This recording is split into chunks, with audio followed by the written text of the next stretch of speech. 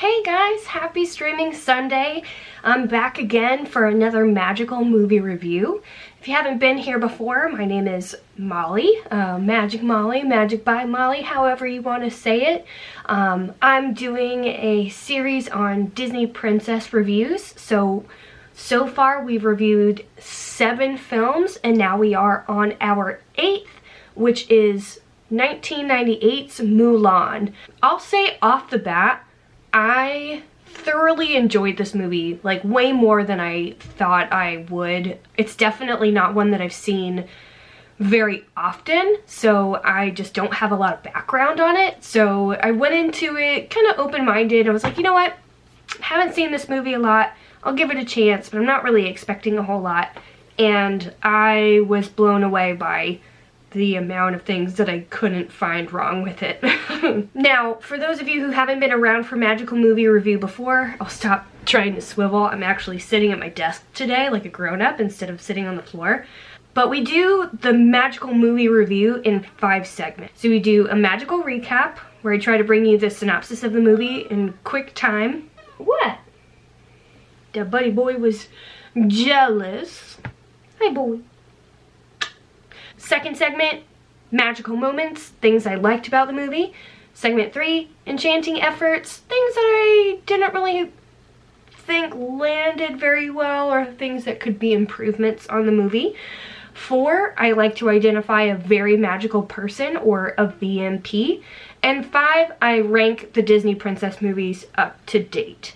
The last thing I do on my list, which I consider my nerd alert, is the origin story of the Disney film. So today we'll be diving into the classic Chinese tales around Mulan. So if you're a nerd like me and like history and like diving into literary adventures, definitely stick around for that. We're gonna get started really quick. First up is our magical recap. Yes, I did write it down. I didn't practice it that much, and I'm also not wearing my contacts today, so putting my glasses on so I can actually read it. I'm finally getting over this cold that I've had, but Huns attack the Great Wall of China, flexing on the Emperor. Cut to Fa Mulan, she's trying to be the perfect bride, but that really ain't working out. Her family's disappointed, but ultimately not surprised. The army starts drafting men from each family to defeat the Huns. Mulan's dad, Fa Zhu, is the only male, so he says he'll go. Mulan ain't having it. She runs off in the middle of the night to join the army, pretending to be a man. She pretty much tricks everyone, but they think she's puny, until she climbs a pole. Ironic, no? They go off to war. They fight the Huns in the mountains. She gets hurt. They find out she's a woman. Basically, they shun her in the snowy mountain. She sees the Huns rise up out of the snow and head into town. Mulan's like, nah, brah. She goes to the Emperor to warn him, but it's too late. They grab him and take him hostage. She convinces some man friends of hers to cross-dress as women. They save the Emperor and basically all of China. Mulan goes home and brings honor to her family. That's something. For whatever reason, I kept having to redo that because I was tripping over Mulan ain't having it. It came out, Mulan ain't having it. I don't know how it kept coming out, but it wasn't English. So that's the recap. We're done. We could check that one off our list. We get the hardest thing out of the way first. While I'm watching the movie, I've started actually taking notes because I realized that I get so like deep into the movie, or like my mind starts going in so many different directions that I need to write down my thoughts as we're going through so that I don't forget to share them with you all. And there's definitely things that I still think about and forget to write down, actually. This time, watching Mulan, I actually had quite a few magical moments throughout the film, so things that I really enjoyed or things that gave me great entertainment. The soundtrack is good. It's not like earth-shattering, and we're not getting like the best soundtrack of all time when it comes to Disney films, but I will say Reflection was my jam when I was a kid. Like, I would sing it alone in my bedroom and like pretend that I had all the angst in the whole world and was like, nobody understands me, and when will I ever like get to show my true colors? So like watching that scene, and I just really got to enjoy that all over again. Eddie Murphy playing Mushu is funny. He has his funny moments, particularly when Mulan runs off. I think it's in the scene where he like shows up and he's like the shadow dragon, and like she's in uniform, but she hasn't really like fully like committed to the process yet. He makes some kind of comment about taking the drag show on the road, and I never picked up on that as a kid, and just hearing that as an adult, I lost it. I thought that that was the funniest line in the entire movie, talking about this tiny ass dragon saying that Mulan is taking a drag show on the road. I just thought it was great. Of course, while I'll Make a Man Out of You, the song itself is a little bit of like toxic masculinity, I do enjoy that song. It's very like catchy and however, but I'll tell you what, I totally forgot how hot Captain Li Shang was in this movie. Like, I remember having a crush on him when I was a kid, and watching it as an adult, I can remember why, because he's freaking hot in this movie. If anybody knows that about like being attracted to cartoon characters, like that's one of mine. He's on my top 5 list. I just really enjoyed as well the overall giant middle finger that women are able to give while watching this movie to any of the like toxic men in their life, or the patriarchy that's kind of been putting them down. Like, there's so many comments made during this movie. Like, Mushu makes the comment at the end when Mulan's running around trying to get somebody to believe her that the emperor is in trouble. Mushu says like, "You're a woman again, nobody's gonna listen to you."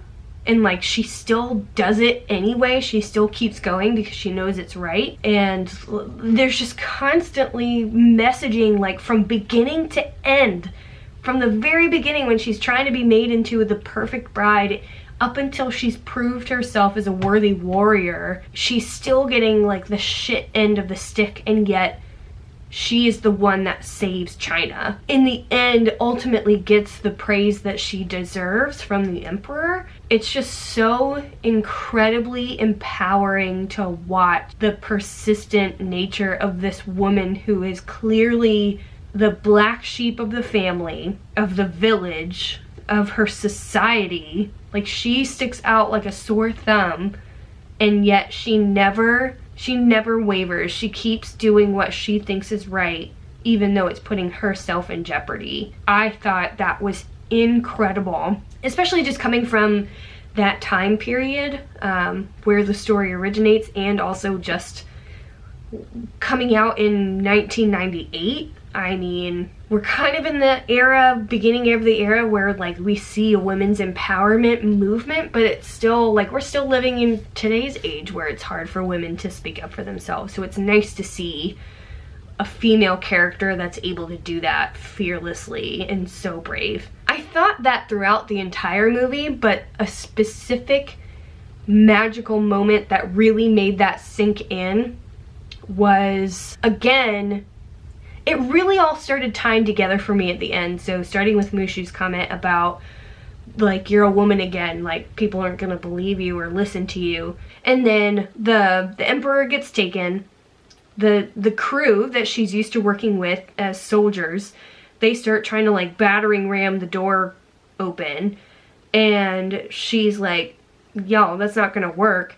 And she calls them over, and the 3 guys who are like clearly the male sidekicks of hers in the army, they don't hesitate to go with her idea of cross-dressing them as women and tricking the guards into like kind of like lusting after them and then knocking them out. They don't even blink an eye, because one, she's already proven herself, and also they don't have this like this crazy image where they have to be super manly all the time. Like, they're following in the footsteps of like, we're gonna do what we know is right to accomplish our goal. Now Li Shang of course doesn't do that.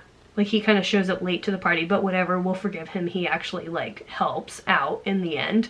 Basically, I think it's just, it pulls it full circle that she starts the film, her journey, cross-dressing as a man to protect her family. Full circle to her getting her male friends to cross-dress as women to protect China and to protect the emperor. Like, I think that that is just poetic justice for her, and I'm here for it. I think it's fantastic. And then of course, True to Your Heart at the end, sung by 98 Degrees, and any 90s baby is gonna appreciate this. That 98 Degrees was my jams as a band growing up. So them singing True to Your Heart with Stevie Wonder, I loved that song. That was actually my audition song for a couple different musicals that I did, and I was in basically the Glee Club in my high school, and that was the song that I sang and I got in. So it's so funny that I used that song because I loved it so much and it had such an impact on me later on, and I still didn't watch the movie all that much. That just tells you how much music has an impact, and score and everything, on how it follows you through life, these movies that we watch as kids.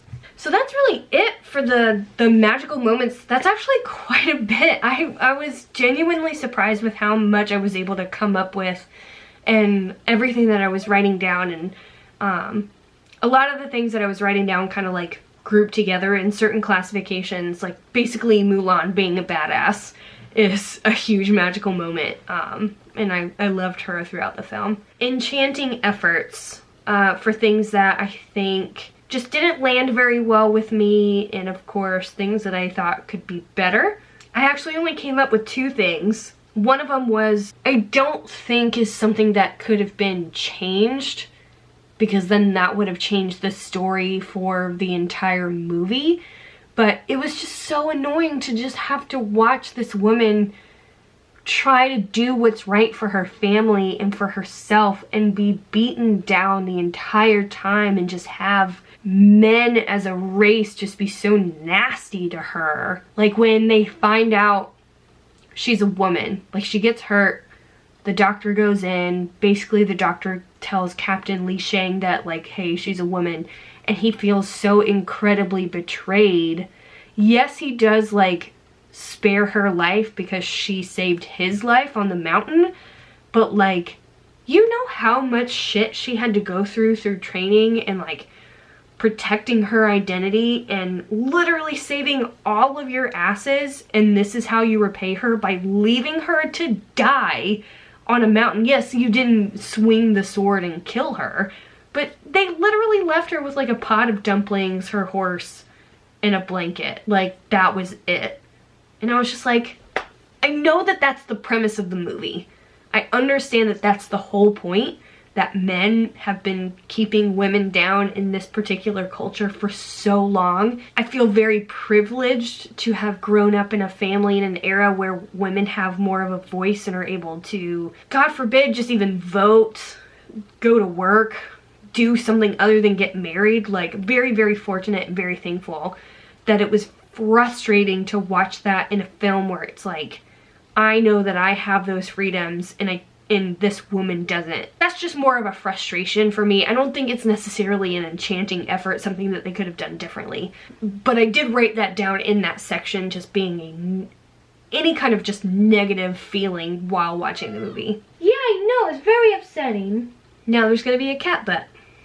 See? But now the only other thing that I could possibly think of, watching the Huns, every time the Huns came up on screen, in the snowy mountains, it's freezing outside, and literally half of them are like half naked. I'm like, there's no way that you would be surviving these conditions without any clothes on. Like, that's just not realistic. Big old barbarian Asian men are just walking out, nips out, and they're just like braving the cold and somehow surviving. Like, that just seems absolutely ridiculous to me. I'm not here for it.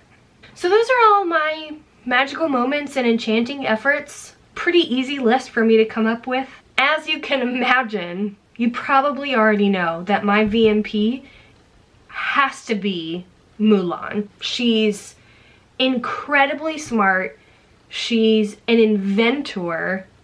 She's an innovator. And she is incredibly brave.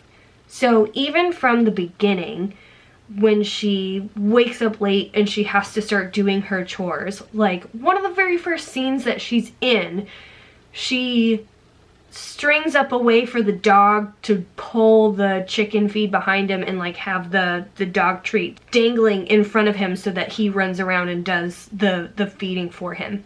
This is the first time that we're seeing a princess be the smart inventor of her group, of the story.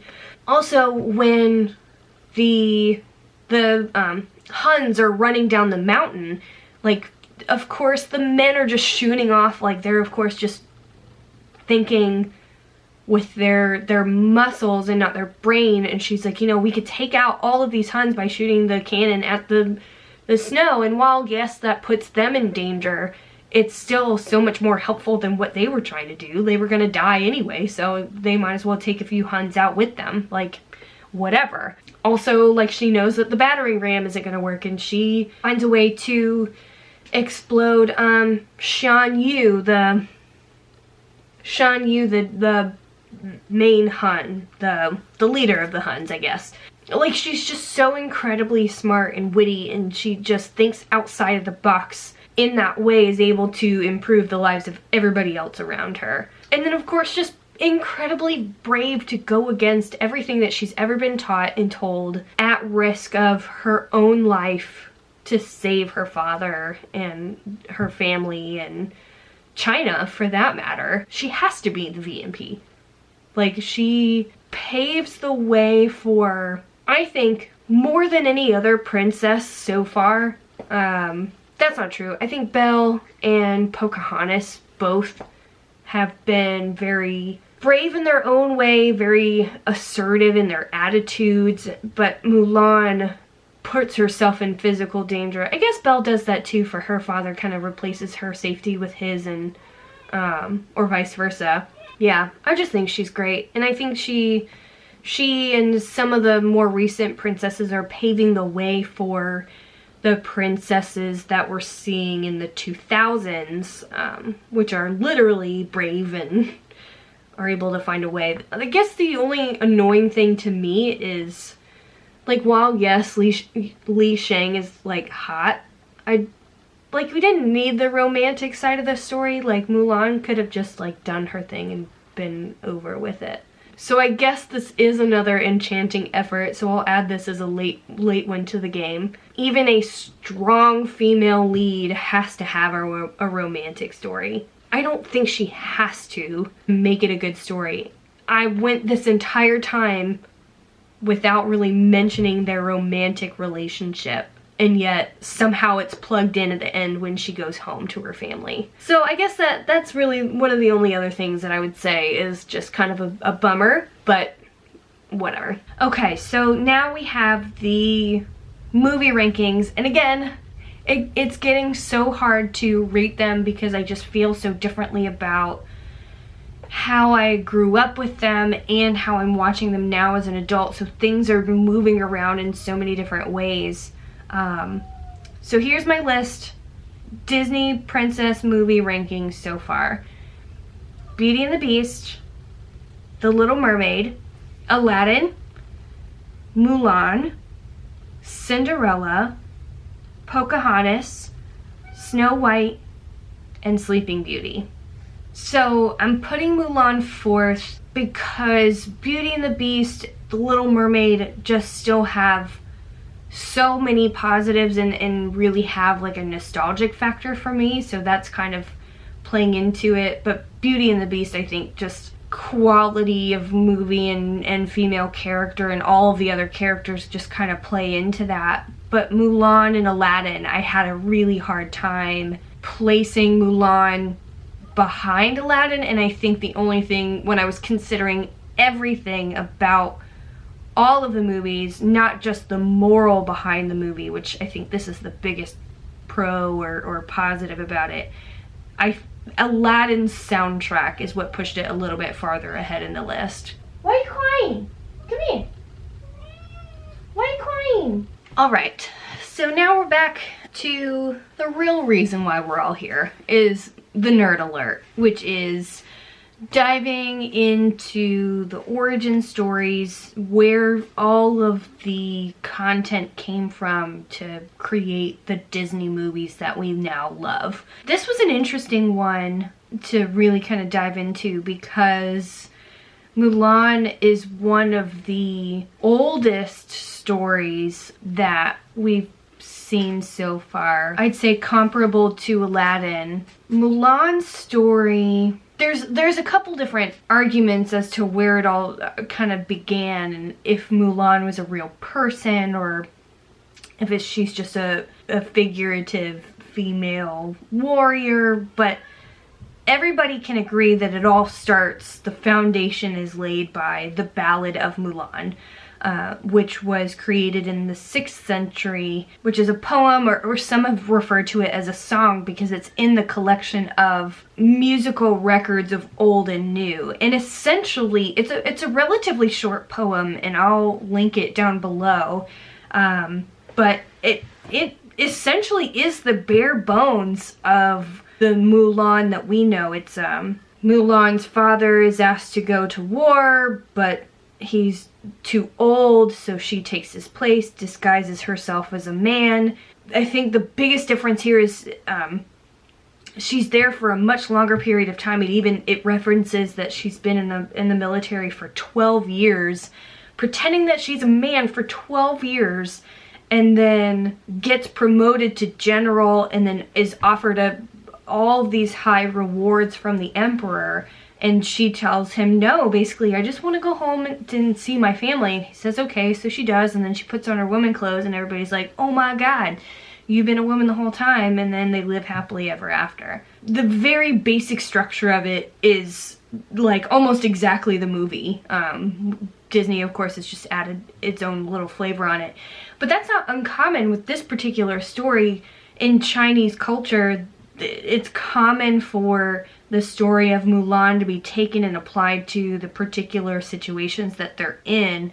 Like many adaptations through novels and more poems and even plays have made the story of Mulan develop over time. And I read through quite a few different articles, and I found out that one of the plays in particular had kind of a more in-detail review of Mulan's time in the military, and that she had met a fellow soldier and they had become friends. She was wounded, and then the fellow soldier found out that she was a woman and was like, oh my gosh, I love you even more than I did as a friend.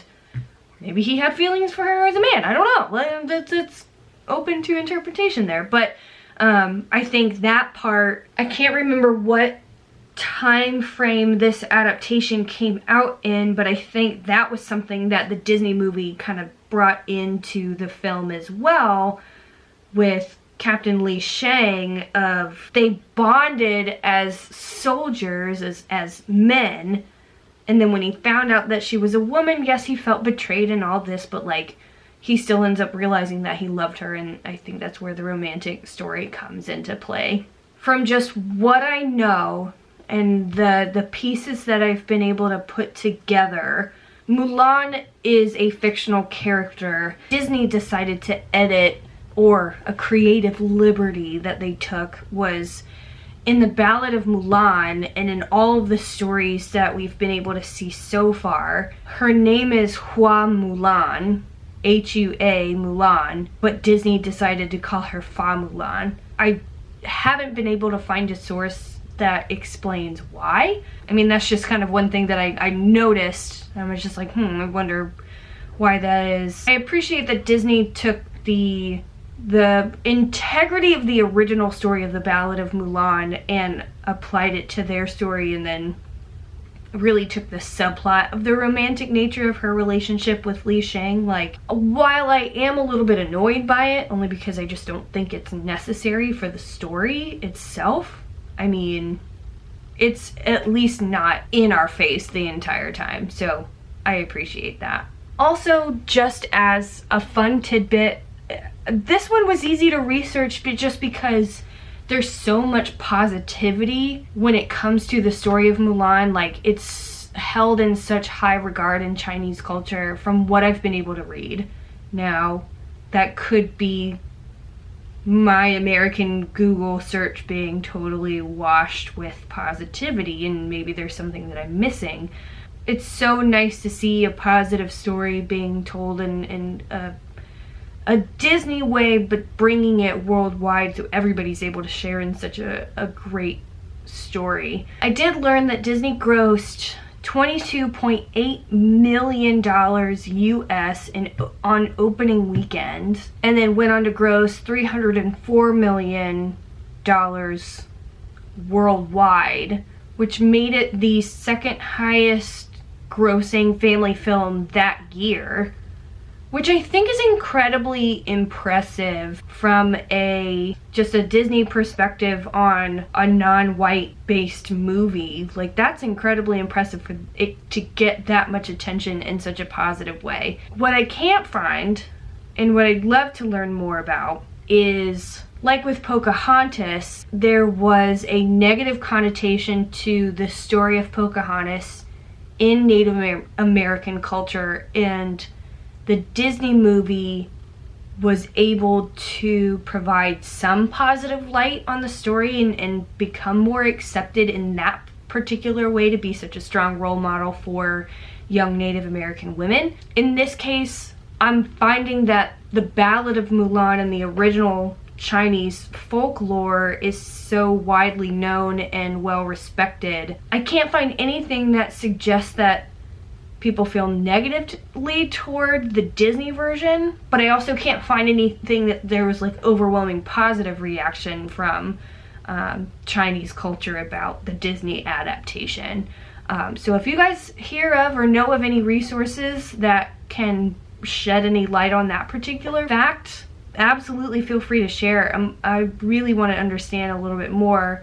I'm sure that there are pieces and parts that are not PC, like, let's just say that, like her male name just being Ping, or the talking dragon and the cricket. Like, of course, that's just kind of playing and exaggerating Chinese culture for entertainment, just like we've seen with Aladdin and using Iraqi culture, Pocahontas with using Native American culture, playing into kind of a little bit of the stereotypes, to be honest, just to kind of really put an emphasis on the culture itself and really bring flavor to the movie. So I'm sure that there's been some backlash on it, but I can't find any kind of overwhelming evidence to say like what that meter reading is for how people felt about the film when it came out.